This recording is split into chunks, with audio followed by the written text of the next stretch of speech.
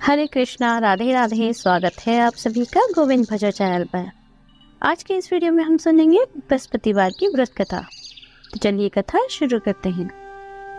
प्राचीन समय की बात है। एक नगर में बड़ा व्यापारी रहता था। वह जहाजों में माल लदवाकर दूसरे देशों में भेजा करता था।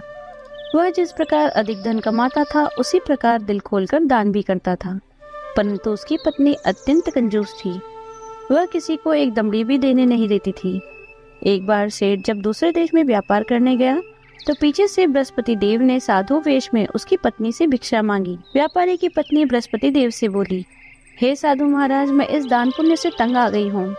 आप कोई ऐसा उपाय बताए जिससे मेरा सारा धन नष्ट हो जाए और मैं आराम से रह सकूं।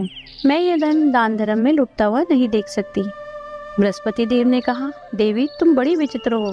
संतान और धन से क्या कोई दुखी होता है? अगर अधिक धन है तो इसे शुभ कार्यों में लगाओ। कुंवारी कन्याओं का विवाह करवाओ, विद्यालय और बाग बगीचों का निर्माण करवाओ। ऐसे पुण्य कार्य करने से तुम्हारा लोक और परलोक सार्थक हो जाएगा। परंतु साधु की इन बातों से व्यापारी की पत्नी को खुशी नहीं हुई।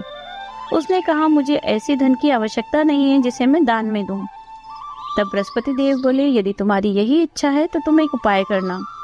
शाम बृहस्पतिवार घर को गोबर से लीपना, अपने केशों को पीली मिट्टी से धोना, केशों को धोते समय स्नान करना, व्यापारी से कहना हजामत बनवाए, भोजन में मांस मदिरा खाना, अपने घर में कपड़े धोना। ऐसा करने से तुम्हारा सारा धन नष्ट हो जाएगा। इतना कहकर बृहस्पति देव अंतर्ध्यान हो गए। व्यापारी की पत्नी ने बृहस्पति देव के कहे अनुसार 7 बृहस्पतिवार तक वैसा ही करने का निश्चय किया। केवल 3 बृहस्पतिवार ही बीते थे कि उसकी समस्त धन संपत्ति नष्ट हो गई और वह परलोक सिधार गई। जब व्यापारी वापस आया तो उसने देखा कि उसका सब कुछ नष्ट हो चुका है। उस व्यापारी ने अपनी पुत्री को सांत्वना दी और दूसरे नगर में जाकर बस गए। वहां वे जंगल से लकड़ी काट कर लाता और शहर में बेचता। इस तरह वह अपना जीवन व्यतीत करने लगा।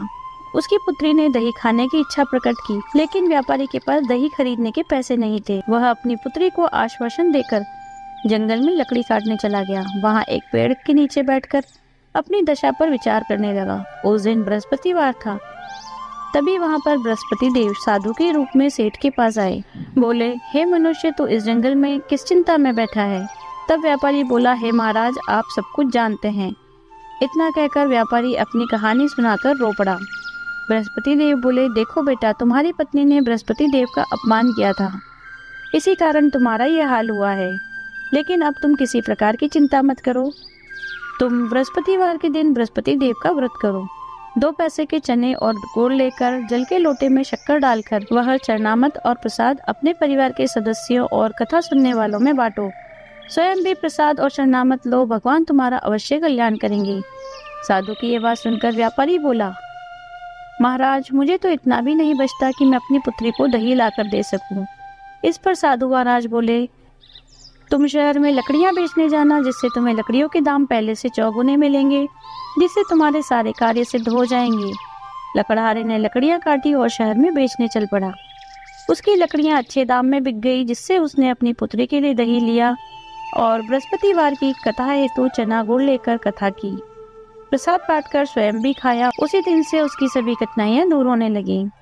अगले बृहस्पतिवार को वह कथा करना भूल गया।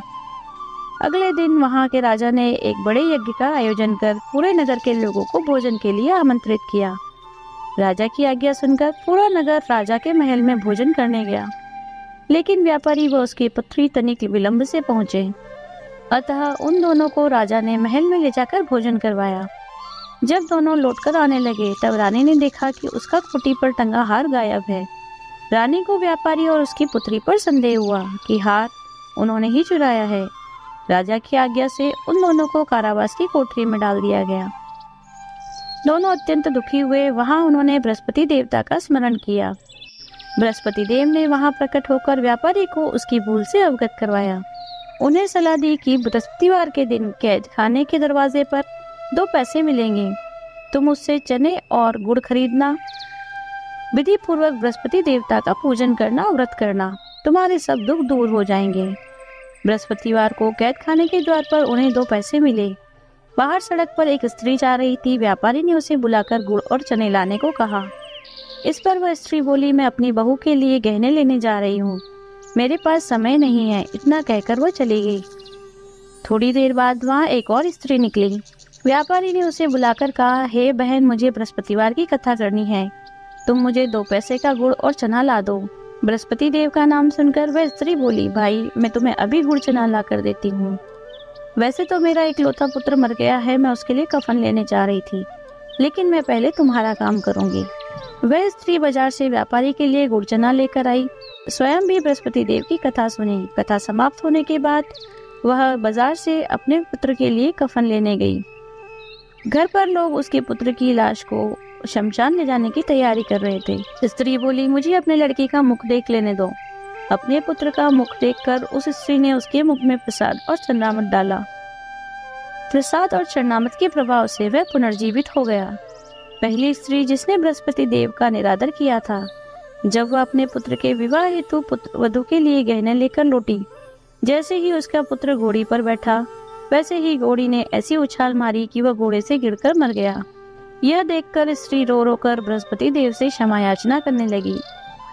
स्त्री की याचना से बृहस्पति देव साधु के वेश में वहां पहुंचकर कहने लगे, देवी, तुम्हें अधिक विलाप करने की आवश्यकता नहीं है। यह बृहस्पति देव का निरादर करने के कारण हुआ है। तुम वापस जाकर मेरे भक्त से क्षमा मांगकर कथा सुनो, तभी तुम्हारी मनोकामना पूरी होगी। जेल में जाकर उस स्त्री ने व्यापारी से माफी मांगी और कथा सुनी। कथा के उपरांत वह प्रसाद और चरणामृत लेकर अपने घर वापस आ गई। घर आकर उसने चरणामृत अपने पुत्र के मुख में डाला। चरणामृत और प्रसाद के प्रभाव से उसका पुत्र भी जीवित हो गया। उसी रात बृहस्पति देव राजा के सपने में आए और बोले, हे राजन, तूने जिस व्यापारी को और उसकी पुत्री को जेल में रखा है वह निर्दोष है। तुम्हारी रानी का हार वहीं खूंटी पर टंगा है। सुबह हुई तो राजा रानी ने हार खूंटी पर लटका देखा। राजा ने उस व्यापारी और उसकी पुत्री को कैद से मुक्त कर दिया, उन्हें बहुत सा धन देकर विदा किया। उसकी पुत्री का विवाह भी ऊंचे कुल में करवा दिया, दहेज में हीरे जवाहरात दिए। इस तरह जो कोई भी मनुष्य बृहस्पति देव की कथा करता है, उनका पूजन करता है, भगवान बृहस्पति देव उनकी सभी मनोकामनाएं पूर्ण करते हैं। हे बृहस्पति देव, इस कहानी को कहने वाले, सुनने वाले, होकारा भरने वाले सभी की मनोकामनाएं पूर्ण करना। बोलिए बृहस्पति देव की जय। यदि आपको वीडियो अच्छी लगी हो तो लाइक कीजिए, शेयर कीजिए, कमेंट कीजिए। यदि आप चैनल पर नए हैं तो चैनल को सब्सक्राइब कीजिए, बेल आइकन को प्रेस कर दीजिए, जिससे नए वीडियोस की नोटिफिकेशन आपको तुरंत मिल जाए। मिलते हैं अगले वीडियो में। हरे कृष्णा, राधे राधे।